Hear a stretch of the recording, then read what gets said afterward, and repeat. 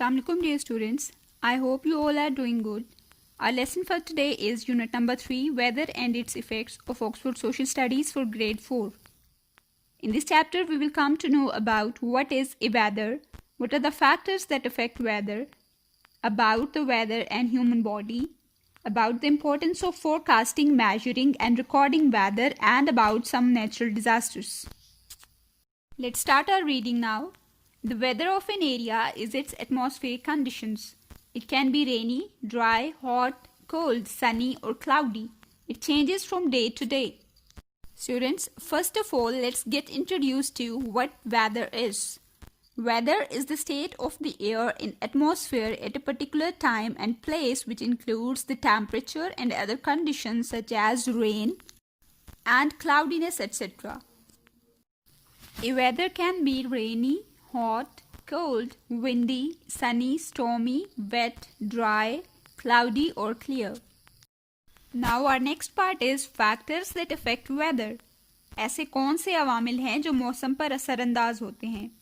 Many factors affect the weather of an area such as temperature, humidity and wind. मौसम पर बहुत से अवामिल असरअंदाज होते हैं जैसा कि टेम्परेचर, दर्जा हरारत, ह्यूमिडिटी, नमी एंड विंड और हवा.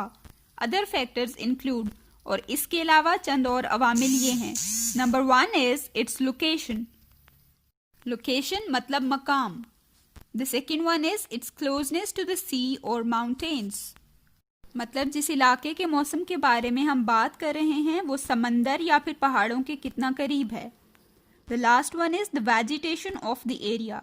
वेजिटेशन मतलब उस इलाके के पौधे या फिर दरख्त. Let's have a look at the details of these factors. The first one is location. Places that are located near the equator are hotter. Places located near the north and south poles are colder. Let me tell you first what an equator is. An equator is an imaginary line drawn on Earth that divides it into north and south poles. In this picture here you can see the line which is dividing the earth into two equal parts is equator. You can also see two poles here, north pole and south pole. The rays of the sun fall directly at the equator, whereas at the poles they are slightly bent or they fall at an angle. Places that are located near the equator are hotter. अब ऐसी जगहें जो equator के करीब होती हैं वो ज़्यादा गर्म होती हैं क्योंकि सूरज की शुआएं वहाँ बराह रास्त आती हैं. Places located in north and south poles are colder. और ऐसी जगहें जो नॉर्थ और साउथ पोल के करीब होती हैं वो ठंडी होती हैं क्योंकि वहाँ पे सूरज की शुआएं बराह रास्त नहीं पड़ती. It is warm near the equator because the sun's rays reach the equatorial areas directly whereas they hit the polar areas at an angle. मतलब सूरज की शुआएं इक्वेटर पे बराह रास्त पड़ती हैं, इसीलिए ऐसे इलाके जो इक्वेटर के नज़दीक होते हैं वो गर्म होते हैं. So in this way location is a factor that affects weather. The second factor that affects weather is closeness to the sea और माउंटेन्स. मतलब कोई इलाका समंदर या फिर पहाड़ों से कितना करीब है. Mountainous areas are cold and receive a lot of rain. पहाड़ी इलाके सर्द होते हैं और वहाँ बहुत सी बारिश होती है. This is because of their height. Flat low areas are warmer. मैदानी इलाके गर्म होते हैं. सिमिलरली इसी तरह coastal areas have humid weather with cool breeze. Coastal areas मतलब साहिली इलाके. साहिली इलाकों में नमी होती है और वहाँ पर ठंडी हवाएं चलती हैं. Areas away from the sea have drier weather. ऐसे इलाके जो समंदर से दूर होते हैं उनका मौसम खुश्क होता है. The wind around the sea or mountains affects the weather conditions as it causes the temperature to rise or fall during the day.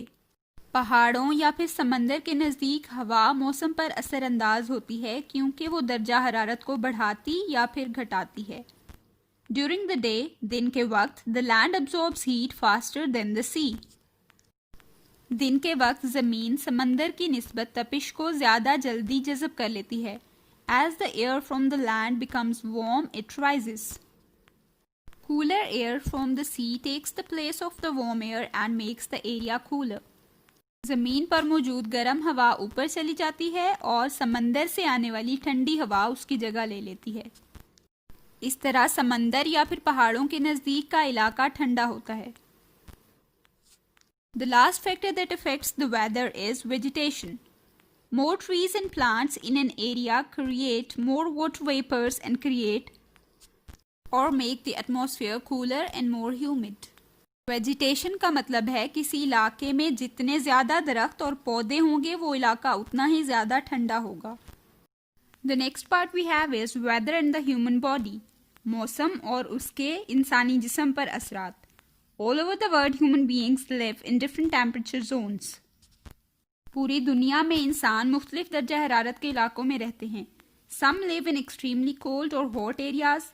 कुछ बहुत ही सर्द या फिर गर्म जगहों पर रहते हैं, while some live in areas where the temperature is moderate. और कुछ ऐसे ही इलाकों में रहते हैं जहाँ पे मौसम दरमियाना होता है। It is neither too hot nor too cold. मतलब वहाँ पे मौसम ना ज़्यादा गर्म होता है और ना ही ज़्यादा ठंडा। Wherever we live, we adapt ourselves to the climate of that area. हम जिस भी इलाके में रहते हैं, हम अपने आप को उसके मौसम के मुताबिक ढाल लेते हैं। During summer, when it is hot, humid or dry, we need to keep our body cool. गर्मियों में जब मौसम बहुत गर्म होता है तो हमें अपने जिस्म को ठंडा रखने की ज़रूरत होती है। This is what we should do during summer. अब ये वो चीज़ें हैं जो हमें गर्मियों के दौरान करनी चाहिए। Number 1, wear loose clothes. खुले कपड़े पहनने चाहिए। Number 2, increase the intake of liquids such as water, fresh juices and lassi. गर्मियों में हमें पानी और ताज़ा जूस का इस्तेमाल करना चाहिए। Number 3, eat light food such as plain rice, lentils, fresh vegetables and salads. गर्मियों में हमें ताज़ा सब्जियां, दालें और सलाद खाना चाहिए। Number 4, remain in the shade. साए में रहना चाहिए। Number 5, protect the head from direct sunlight. अपने सर को बराह रास्त सूरज की शुआओं से बचाना चाहिए। The last one is shower every day. और हमें हर रोज़ नहाना चाहिए। If we do not adapt ourselves to the weather during summer, we can get heat stroke, muscle cramps, heat rash and severe headaches. अगर हम इन सारी बातों को जहन में नहीं रखेंगे तो इसका हमारी सेहत पर बुरा असर होगा। हमें क्या हो सकता है? Muscle cramps. मसल क्रैम्प्स का मतलब होता है पट्ठों का दर्द। हीट रैश मतलब गर्मी दाने एंड स्वेयर हेडेक्स और बहुत शदीद सर दर्द। Similarly, during cold weather, we have to dress and eat according to the weather so that we do not get ill. इसी तरह सर्दियों के मौसम में भी हमें कुछ एहतियाती तदाबीर इख्तियार करनी चाहिए। Firstly, we should eat the right food to keep our body warm. पहले नंबर पे हमें ऐसी खुराक खानी चाहिए जो हमारे जिस्म को गर्म रखे। Secondly, दूसरे नंबर पे prevent heat loss from the body by wearing suitable clothes. सर्दियों में हमें गर्म कपड़े पहनने चाहिए। We should do the following during winter. अब सर्दियों में जो चीज़ें हमें करनी चाहिए वो ये हैं। Number 1, drink warm soups and beverages. सर्दियों में गर्म मशरूबात और सूप का इस्तेमाल करना चाहिए। Number 2, wear thick woolen clothes to keep our bodies warm.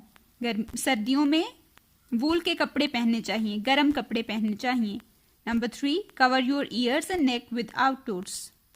सर्दियों में जब भी हम बाहर जाएं तो हमें अपनी गर्दन और कानों को ढांपना चाहिए। The next one is stay indoors after sunset. शाम के बाद हमें अपने घरों के अंदर ही रहना चाहिए। The last one is use cream or lotion on the skin to prevent dryness. हमारी जिल्द खुश्क ना हो इसीलिए हमें किसी क्रीम या लोशन का इस्तेमाल करना चाहिए। If proper care is not taken during winter, we might catch a cold and our skin might become too dry. अगर सर्दियों के मौसम में हम ये सारी एहतियाती तदाबीर इख्तियार ना करें तो हम बीमार पड़ सकते हैं और हमारी जिल्द खुश्क हो सकती है। Likewise, when it rains, इसी तरह when it rains, जब बारिश होती है, we wear suitable clothing to protect ourselves from becoming wet. तो हम ऐसे कपड़े पहनते हैं या फिर ऐसी एहतियाती तदाबीर इख्तियार करते हैं जो हमें गीला होने से बचाएं। When it is dusty and windy, we close the windows of the house to keep out the dust. We cover our noses and eyes when going outdoors. इसी तरह जब हवा चलती है तो हम अपने घर के विंडोज, खिड़कियां और दरवाजे बंद कर देते हैं और बाहर जाने से गुरेज करते हैं। The next part we have is the importance of forecasting, measuring and recording weather. Forecasting मतलब पेशीन गोई, measuring पैमाइश and recording मतलब तहरीर कर लेना। So in this part, we will come to know about why the weather forecasting, measuring and recording is very important. Let me tell you first what forecasting is. Weather forecasting is the use of science and technology to predict the conditions of the atmosphere for a given location and time. It is a way of predicting things like rain, wind, cloud and snow, etc. Weather forecasting is the process of predicting what the weather will be like today, tomorrow or next week. Weather forecasting एक ऐसा अमल होता है जिसमें बताया जाता है कि कल, परसों या फिर पूरे हफ्ते का मौसम कैसा रहेगा. Weather specialist use different instruments to observe and study weather conditions. और इस मकसद के लिए मुख्तलिफ आलात का इस्तेमाल किया जाता है. They inform us about the whether that can be expected. और ये हमें मालूमात फराहम करते हैं कि आने वाला मौसम कैसा होगा. These instruments are used for forecasting weather. अब वेदर फोरकास्टिंग में जो आलात इस्तेमाल होते हैं वो ये हैं. A thermometer is used to measure the temperature of the air. The first one we have is thermometer. Thermometer का इस्तेमाल दर्जा हरारत की पैमाइश के लिए होता है. The second one we have is rain gauge. A rain gauge is used to measure the amount of rainfall. Rain gauge बारिश की मिकदार की पैमाइश के लिए इस्तेमाल किया जाता है. A barometer is used to measure air pressure. High pressure means clear sky and good sunny weather. The third instrument we have is barometer. Barometer का इस्तेमाल हवा के प्रेशर की पैमाइश के लिए किया जाता है. प्रेशर जितना ज़्यादा होगा उसका मतलब होता है कि मौसम साफ और अच्छा है. The fourth one we have is wind vane. A wind vane indicates the direction of the wind. Wind vane की मदद से इस बात का अंदाज़ा लगाया जाता है कि हवा किस सिमत में चल रही है.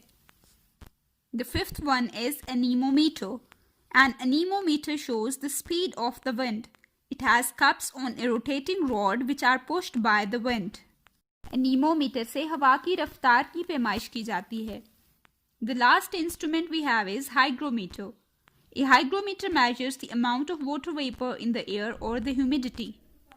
Hygrometer से हवा में मौजूद नमी की पैमाइश की जाती है. Measuring and recording weather records the weather patterns over a period of time. Weather forecasts are broadcast for the benefit of people over TV channels and radio and are also published in newspapers. मौसम की पेशीन गोई इंसानों के फायदे के लिए की जाती है और इसको टीवी या फिर रेडियो पर चलाया जाता है. There are many important reasons to forecast the weather. मौसम की पेशीन गोई की जाने की बहुत सी वजूहात हैं. The first one we have is human safety and the second one is protection of natural resources. Number 1, human safety. मतलब इंसानों की हिफाजत. Being informed about cyclones, storms and tsunamis before they arrive helps us to remain safe. A cyclone is large, powerful and destructive storm with very high winds. मतलब ऐसा तूफान जो चक्कर खाता है. And tsunamis मतलब समंदरी तूफान. मौसम की पेशीन गोई की वजह से हम हर किस्म के आने वाले तूफान के आने से पहले ही कुछ एहतियाती तदाबीर के बारे में सोच सकते हैं. We can be prepared for electricity breakdowns. We can stock up with food items. हम अपने आप को बिजली मुअत्तल होने के लिए तैयार कर सकते हैं और अपने लिए खाने पीने की अशिया भी जमा कर सकते हैं. We can also move to safe places. इसी तरह हम हिफाजत वाली जगहों पर जा सकते हैं. A lot of lives and property can be saved in this way. और इस तरह बहुत सी जानें और माली नुकसान होने से बच जाता है. Ships and boats at the sea can be warned about expected storms. They can change their course and move towards safe waters. Aircraft can be warned of any unpleasant weather conditions. अगर समंदर में कोई तूफान आना हो तो मौसम की पेशीन गोई के जरिए कश्तियों को पहले से ही आगाह कर दिया जाता है. इसी तरह अगर मौसम खराब हो तो जहाज़ों को भी पहले से ही बता दिया जाता है. Number 2 is protection of natural resources. कुदरती वसाइल की हिफाजत. Weather warnings of cold, wet and windy weather can enable farmers to move their livestock to a covered barn where they can be protected. Similarly, when warm, humid weather is expected, farmers can protect their crops against fungal diseases by covering them with dry fabric. अगर मौसम की पेशीन गोई कर दी जाए तो किसान अपने जानवरों या फिर मवेशियों को महफूज रख सकते हैं। मतलब अगर बारिश वाला मौसम हो और पहले से ही बता दिया जाए कि कब बारिश होगी तो किसान अपने मवेशियों को ऐसी जगह पर ले जा सकते हैं जहां वो गीले ना हो सकें। The last part is when nature strikes. In this part we will study about natural disasters. Natural disasters मतलब कुदरती आफात। A natural disaster is a natural event such as flood, earthquake or a hurricane that causes great damage and loss of life. Adverse effects of climate, मौसम के मनफी असरात. Sometimes weather conditions have a damaging effect on human life, causing hardship and even destruction of property. For example, floods, drought, avalanches, landslides and cyclones. कभी कभार मौसम के इंसानी जिंदगी पर तबाहकुन असरात होते हैं जब सैलाब आते हैं, कहत साली होती है, बर्फानी तोदे गिरते हैं या फिर समंदरी तूफान आते हैं. We will see what causes them and their impact on human lives. Now we will study about all these natural disasters and their impact on human lives. The first one is floods. Floods मतलब सैलाब. Sudden heavy rain and sudden melting of snow and ice are common causes of flooding. बहुत ज़्यादा बारिशों और बर्फ़ के पिघलने की वजह से सैलाब आते हैं. They cause the water level in rivers to rise and the river banks cannot hold this water. जब ऐसा होता है तो दरियाओं में पानी बहुत ज़्यादा हो जाता है. Floods can damage hundreds of villages and destroy human life, property and animals. सैलाब हज़ारों की तादाद में गांव, लोगों और जानवरों को तबाह कर देते हैं. They occur so suddenly that often people do not have enough time to protect themselves. Sometimes floods occur when cracks appear in dams or barrages. कभी कभी जब डैम और बैराज में दरारें पड़ जाती हैं तो तब भी सैलाब आते हैं. Water comes out with force, damaging villages and crops. इस तरह पानी बाहर आ जाता है और फसलें और गांव तबाह हो जाते हैं. Heavy rains also flood cities when the drainage systems fail. शहरों में जब बहुत ज़्यादा बारिश होती है तो तब भी सैलाब जैसी सूरत हाल पैदा हो जाती है. Heavy rain storms and high winds also cause flooding by the oceans. Cyclones push powerful waves against the coast. These are so strong that they enter cities, killing people and animals and destroying crops and homes. तेज़ बारिशें, तूफान और तेज़ हवाएं समंदरों के गिर्द इलाकों में सैलाब का बायस बनती हैं. The second natural disaster is drought. मतलब कहत साली. Drought is just the reverse condition of floods. When the average rainfall drops below the normal level, it causes drought. कहत साली तब होती है जब बारिशें बहुत कम होती हैं. Rivers receive less water, water levels in dams and barrages are reduced and not enough water is available for irrigation. There is also a rise in temperature. कम बारिशें होने की वजह से दरियाओं, बैराज और डैम में पानी बहुत कम होता है जो कि खेती बाड़ी के लिए नाकाफ़ी होता है और इससे दर्जा हरारत में भी इजाफा होता है. The next one is avalanches. Avalanches का मतलब होता है बर्फानी तोदे. Due to weather conditions, the snow on mountain slopes becomes unstable and large slabs of snow slide down. Heavy winds, earth tremors or explosions may also cause an avalanche which can move faster than 250 km per hour. तेज़ हवाओं, ज़लज़लों या फिर किसी और वजह से जब पहाड़ों पर पड़ी बर्फ खड़खड़ा कर नीचे ज़मीन की तरफ गिरती है तो ऐसी सूरत हाल को एवलांच कहते हैं. The next one is landslides. मतलब ज़मीन के तोदे या फिर टुकड़े का गिरना. Earthquakes, cracks in rocks and water seepage following heavy rains are the main causes of landslides.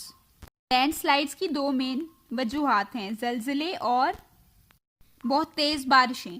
Huge masses of earth or rocks slide down slopes and block roads. The blockage has to be cleared so that traffic can move. Landslides occur in the northern areas of Pakistan. Landsliding में क्या होता है कि ज़मीन का एक बहुत बड़ा टुकड़ा लड़खड़ा कर नीचे गिर जाता है जिसकी वजह से सड़कें और बाकी रास्ते बंद हो जाते हैं. ट्रैफिक को चलाने के लिए उस जगह को दोबारा साफ करना पड़ता है और ऐसा पाकिस्तान के शुमाली इलाका जात में होता है. The next one is cyclones. Cyclone का मतलब होता है समंदरी तूफान। A cyclone is a large, powerful and destructive storm with very high winds. A cyclone occurs when a low pressure area builds up in the atmosphere and the winds spiral towards the center. Cyclones move at speeds of 620 to 3000 km a day. Cyclone तब वाक़ होता है जब माहौल में एक कम pressure वाला इलाका बन जाता है और हवाएं उसकी तरफ जाती हैं। Storms usually accompany cyclones. Cyclone की वजह से तूफान आते हैं। They indicate bad weather conditions, though not always. खराब मौसम की निशानदेही करते हैं। A tropical cyclone occurs over warm ocean waters.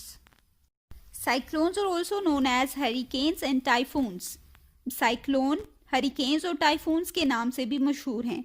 Hurricanes मतलब समंदरी तूफान और टाइफून्स तूफानी हवा। The next one is tsunamis and tidal waves. A tsunami is a very high, large wave in the ocean that is usually caused by an earthquake under the sea and that can cause great destruction when it reaches land. Tsunami भी समंदरी तूफान को कहते हैं और tidal waves का मतलब होता है समंदरी लहरें। Tsunamis are caused by underwater earthquakes which create huge waves in the ocean. These waves move very fast. समंदर की सतह के नीचे जलजला आने से सुनामीज या फिर समंदरी तूफान वाक़ होते हैं।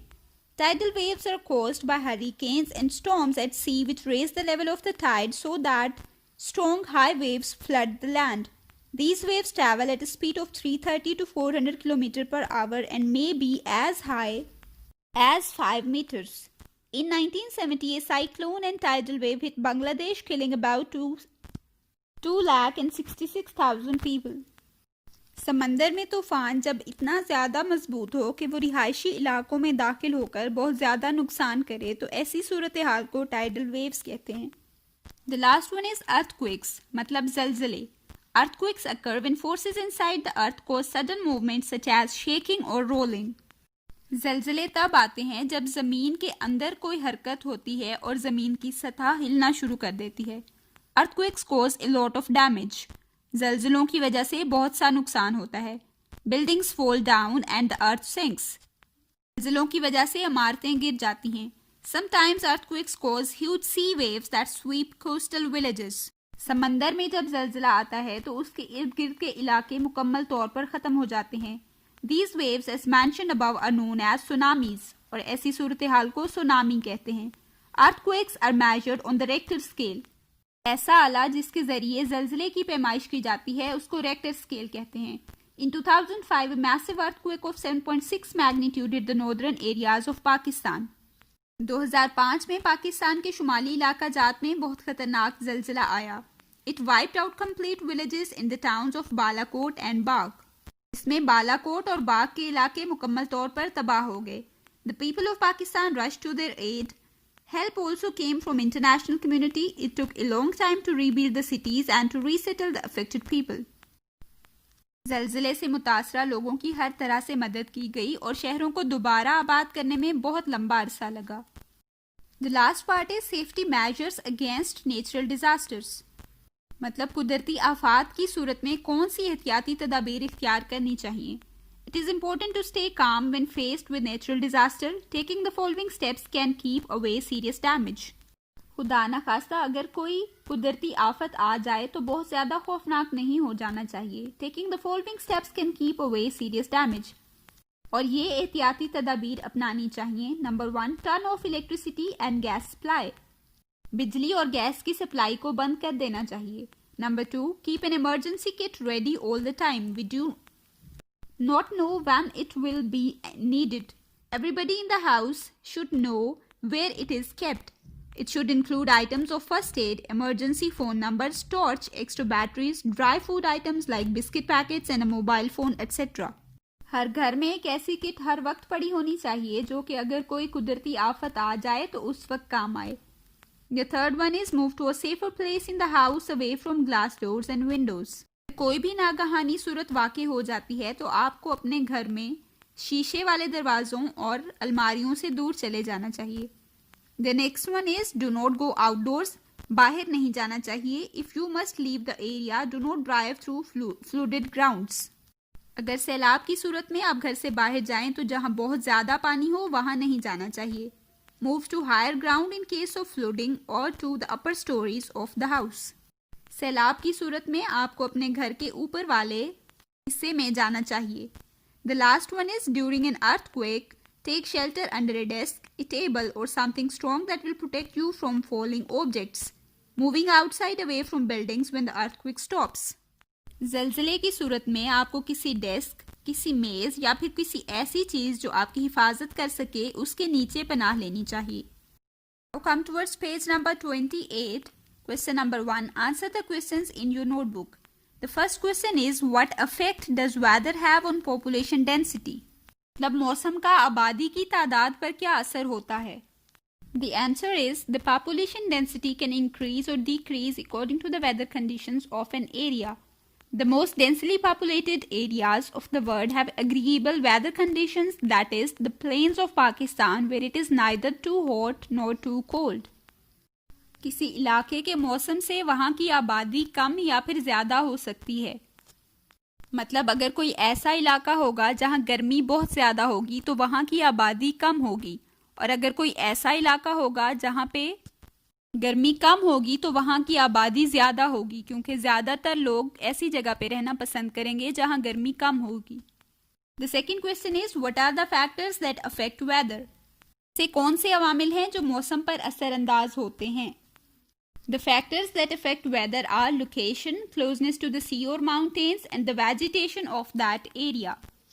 The third one is, explain how an avalanche causes destruction. Avalanches की वजह से तबाही कैसे होती है? The answer is, avalanches occur when huge blocks of snow on the mountains slide down due to heavy winds or earth tremors. It can cause destruction to the homes of people, the forest and the roads. It can also kill people.